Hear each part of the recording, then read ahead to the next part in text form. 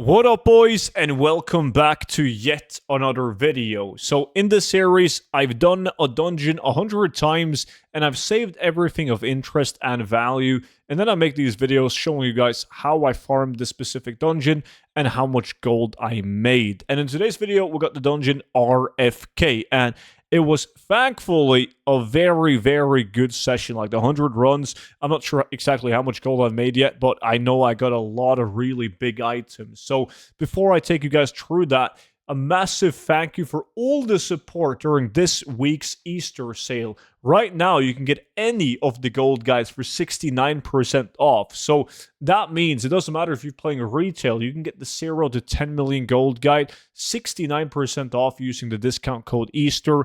Or if you're playing Cataclysm Classic, Classic Anniversary, every single gold guide 69% off, but only this week, so it ends in a couple of days. So if you don't have the gold guides yet, just make sure to check them out with the link down below in the description, and don't forget to apply the discount code Easter on checkout. So RFK is a dungeon located all the way down here in Southern Barrens, and you do RFK because it can drop like an okay amount of zone-specific drops, like world drop green items.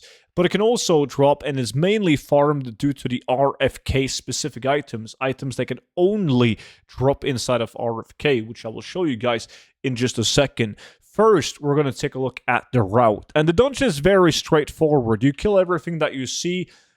One tip is these tripwires. Most people run around them. I do it too, but if you want to min-max it, you want to run into the tripwire because that triggers additional mobs, and they do have a loot table. So that's something you can do.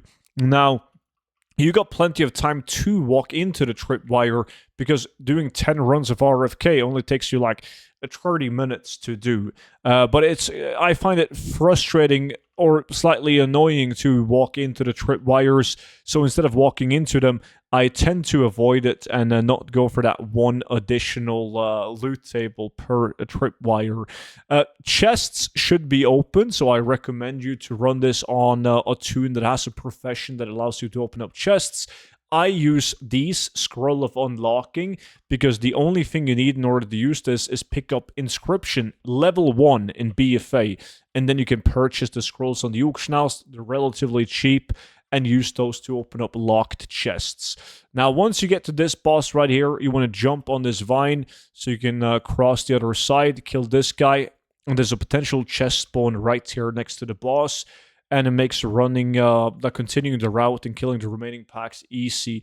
These neutral mobs, they don't have anything under a loot table, so there's no point in killing those. But you have to kill the bosses to progress into the dungeon. And bosses, even though they mainly drop BOP items, they still have the chance at dropping BOE items as well. This chest is a chest that a lot of people are missing out on because it's very usual to just kill this patrol that spawns and take a direct right and continue throughout the dungeon. So make sure you check for that chest as well. Behind this big stone guy, this crystalline behemoth, there can also be another chest spawn behind this crystal right here. So also check for that one. And then we're going to jump or walk across this bridge into the bat area. Kill these bats. If you have skinning and you want to min-max the gold in the dungeon, you should, of course, skin the bats. I'm going for the big boy loot, the RNG items, so I cannot be arsed to skin the bats, though. But make sure you kill all of these guys right here. Like, you can move into this place with these pigs, but as you can see, there is absolutely no point because these guys, they don't drop anything. They don't have a loot table, so I just skip those pigs as well and take a right into the Frogland. Now, this is interesting because this frog, this rare elite, he has 100% chance at spawning. So every time you do RFK, he's going to be spawned. And he also has 100% chance at dropping a blue item or a battle pet. And some of these blue items, like the Holy Shroud, are a unique appearance, but since they're so common and the frog always spawns and he always drops a blue item, on a lot of realms they aren't really that valuable. Once I kill this last boss, we are done with the run.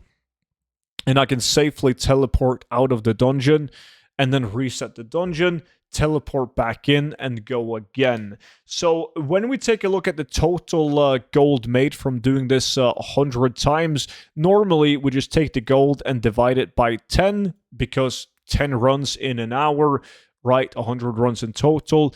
But if you want to like talk about like time spent like effectively farming, it only takes 30 minutes to do a run. So 100 runs only takes 5 hours of effective farm time. So now I'm going to vendor all the trash that I just picked up, and we're going to take a look at the total amount of gold. Now, these green items, I just kept all the green items with a unique appearance and or a decent sell rate. None of them are really spectacular, but as you can see, there's a good amount of like unique appearance green items, so it's good for filling up the auction house. But you're not going to get like a 50,000 gold green item in RFK, but it's fast selling, reliable transmog items. So the good gold is going to come from the blue items, where I did really well. Now, of course, every dungeon, or almost every dungeon, has like these very fake value items, and so does RFK. It has the Plains Ring, which used to be a very good twink ring. It has a market value of 155,000 gold. Obviously, that's not going to be the case. I got double Pugilist Bracers. They're also relatively bad because they have shared appearances. I got double Slackhammer, which unfortunately has a very low price on my realm, but it's a unique appearance transmog, so it's not a bad item. I also got double Staff of Shade, super high market value on this one. I got double Mantle of Thieves, also specific to the dungeon. I got triple Pisons, also a unique appearance weapon that can only drop in RFK, but a horrible price on my realm. I mean, my realm in general only has bad prices. I got one Vendetta, again, really good market value, unique appearance weapon. I got double blue items that are just world drop blue items that are not actually like tied to RFK only.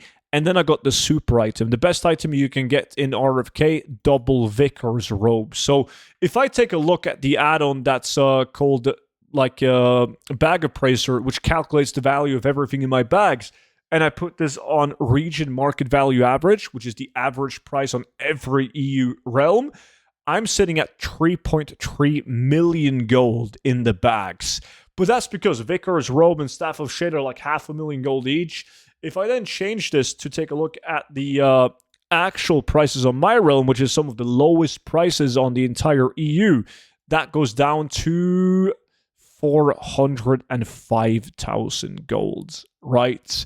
That just shows you how bad the prices on my realm is, and how high some of the market value is on some of these items right here. But this is an insanely good haul out of RFK.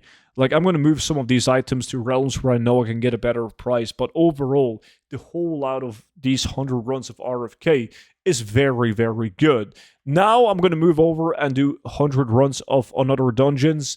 If you have any suggestion on what that dungeon should be, leave a comment down below in the comment section. Subscribe to this YouTube channel if you want to see more videos like this. And of course, don't forget to check out the Easter sale from Johnny Boy while it's still active. 69% off on any of the gold guides. Link down below in the description. Discount code Easter. Thank you all so much for the support, and I will see you all back in at tomorrow's video. But until then, bye-bye.